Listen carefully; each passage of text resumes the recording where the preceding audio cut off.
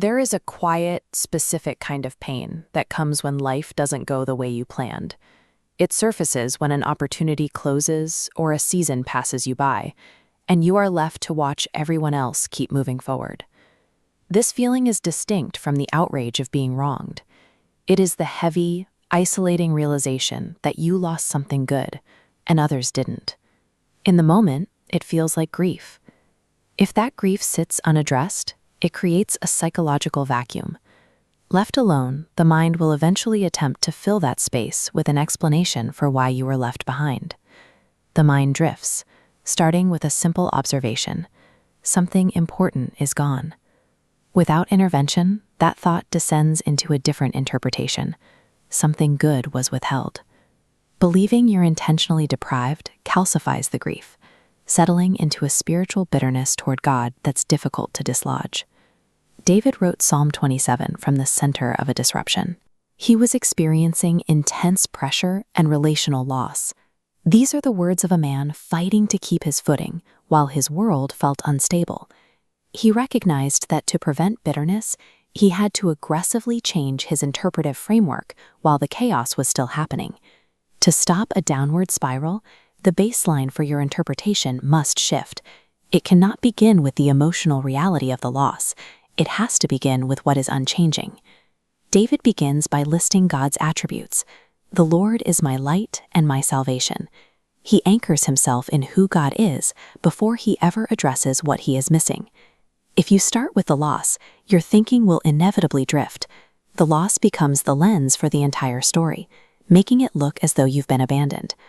Breaking this cycle requires a deliberate reordering of your desires. David had urgent needs for safety and relief. However, he narrowed his focus down to one priority: the presence of God. This hierarchy shows those competing needs being outweighed by a single central desire. Declaring that you need God more than you need your circumstances to be fixed doesn't erase the pain. It simply subordinates the loss to something greater. Anchoring yourself in truth doesn't mean you suppress your pain.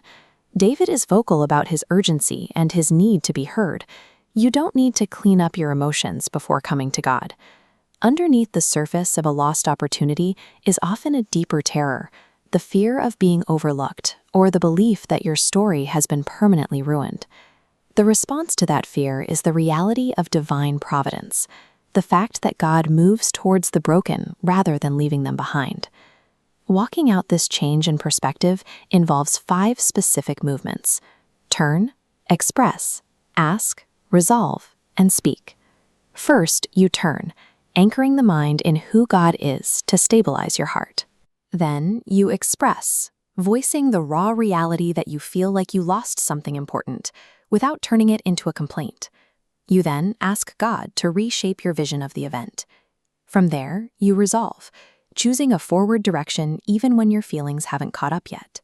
Finally, you speak. You tell yourself what is objectively true, that you will see God's goodness again. This process transforms suffering from a passive, paralyzing weight into an active pursuit of truth. The goal of this shift is not to convince yourself that you'll get back exactly what you lost. It is the conviction that God's goodness is not over for you. This mindset avoids the dishonesty of calling a tragedy good. Instead, it recognizes that God's character remains present even in the middle of a hard season. This logic, that profound loss can coexist with God's purposes, finds its ultimate validation in the crucifixion of Jesus. From the outside, the cross looked like a wasted life and a cut short story. It appeared to be the definitive end of something good.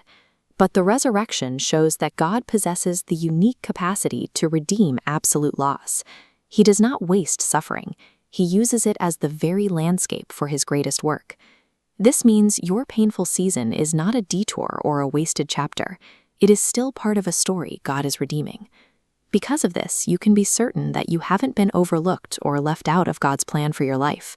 You don't have to pretend you didn't lose something meaningful, but you can stop interpreting that loss as the end of God's goodness toward you.